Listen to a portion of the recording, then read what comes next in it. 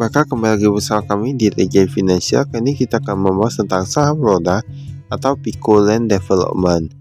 Nah, ini kemarin saham ini kan pernah digocap, lalu turun hingga belasan, lalu naik lagi. Sekarang kan harganya di 50 lagi ya. Nah, itu kemarin yang beli itu kayak untung besar ya. Ini sekarang kalau kita lihat, ini direktur utamanya ini ada Eko Wiratmoko. Ini adalah nama kantornya ada di Syed Sudirman. Syed Sudirman di Jenderal Sudirman ya. Kita lihat untuk laporan keuangan kali ini itu nilainya itu rupiah tapi satuan penuh. Jadi ini berarti normal lah ya.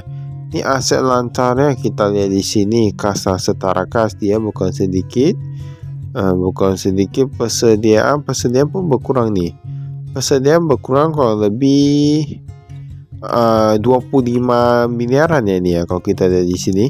Bukan 25 miliaran. Kemudian tanah untuk pengembangan dia meningkat sedikit menjadi 2 miliaran. Nah, ini mau sesuatu yang cukup bagus kalau kita lihat tanah untuk pengembangannya.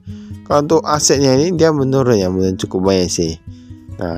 Nah, pokoknya kalau properti itu dia nengoknya itu dia persediaan tanah untuk pengembangan dan yang gitulah ya. Setidaknya kalau kita di sini kalau tanah untuk pengembangan ada bertambah, kemungkinan besar mereka akan mau buat proyek baru atau gimana gitu lah ya.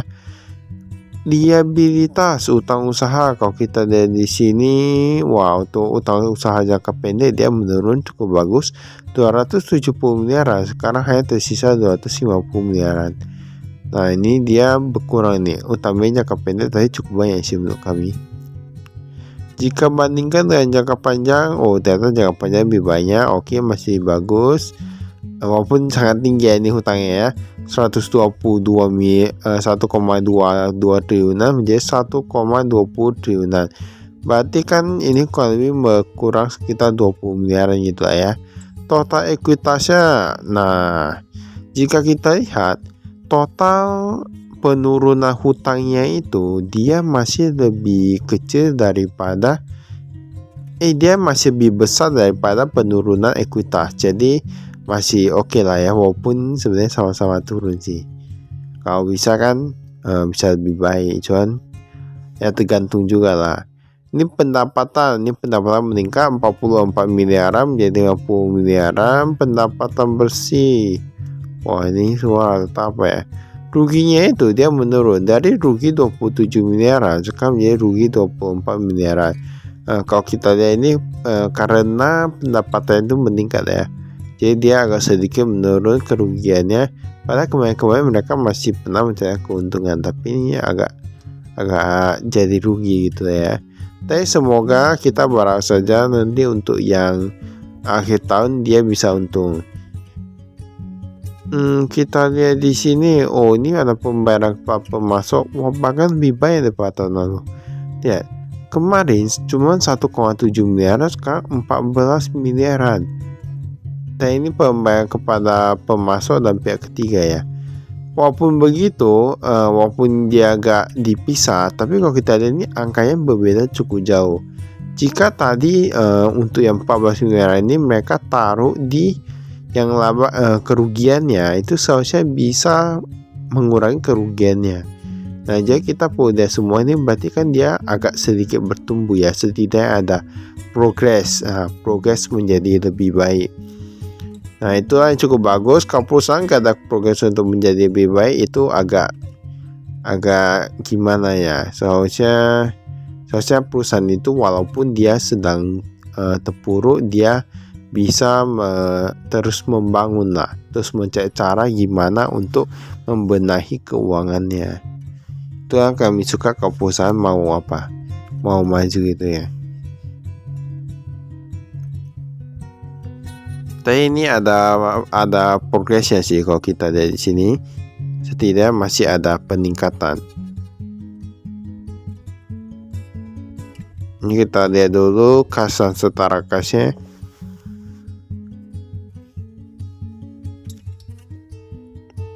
Nah, ini kas yang di tangan ada sekitar 200-an jutaan dari 500-an jutaan. Kemudian kalau kita lihat di sini, ini kan ada yang di bank dan lain-lain gitu. Mereka paling banyak taruh di Bank Sentral Asia. Kurang lebih 5 miliaran, itu pun udah meningkat loh. US dollar mereka ada juga, bahkan cukup banyak yang US dollar nih, 7,8 miliaran dari 6,3 miliaran.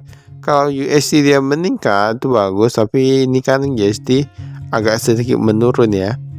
Ini deposito berjangka 46 miliaran menjadi 45 miliaran, dia bukan sedikit.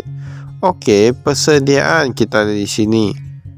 Wah, ini kalau untuk kita lihat persediaan terhadap pengembangan dia gak apa sih? Gak buka, apartemen berkurang mungkin karena ada penjualan.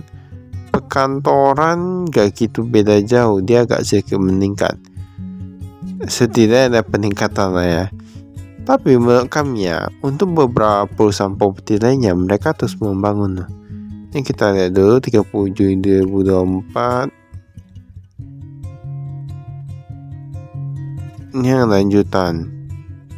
Kita lihat luas areanya ada bertambah gak? Nah, ini gak ada bertambah kalau kita lihat di sini. Jadi kita gak boleh terkecoh ya. Tapi kan kita lihat tanah untuk pengembangkan meningkat.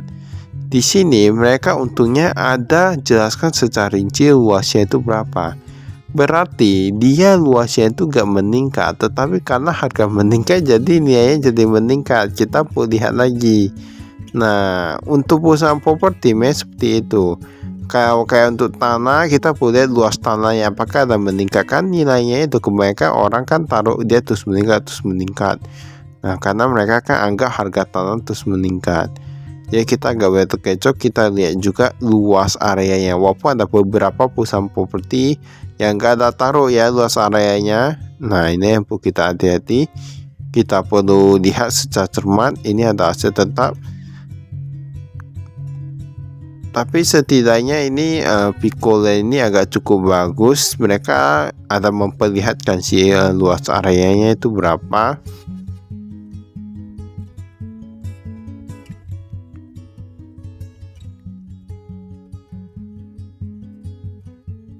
Ini utang bank jangka panjang.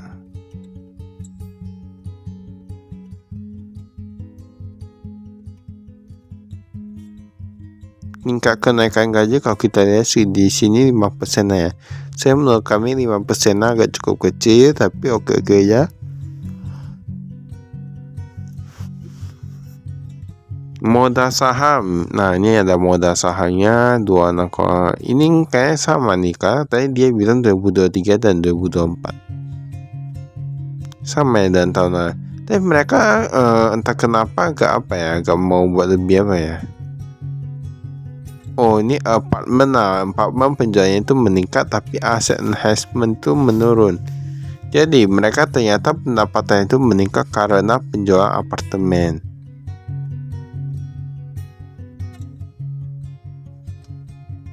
Pendapatan grup, beban pokok pendapatan. Saya menurut kami ini mereka untuk yang bebannya oke aja sih. Gak terlalu signifikan ya perubahannya. Kan ada juga perusahaan yang rugi tapi dia bebannya terus bertambah karena mereka pinjam uang terus. Nah, habis itu mereka semuanya gak efisiensi. Nah, kan ada kayak gitu juga. Tapi kalau kita lihat di sini untuk Picoland ini, mereka terus menjaga ya ini ya. Ini wah, ini mengapa pembatalan unit dia meningkat nih dari 3 jutaan menjadi 50 jutaan. Tapi walaupun begitu jumlahnya masih tergolong kecil ya. Jumlahnya masih tergolong kecil, masih oke. Pendapatan atau beban keuangan.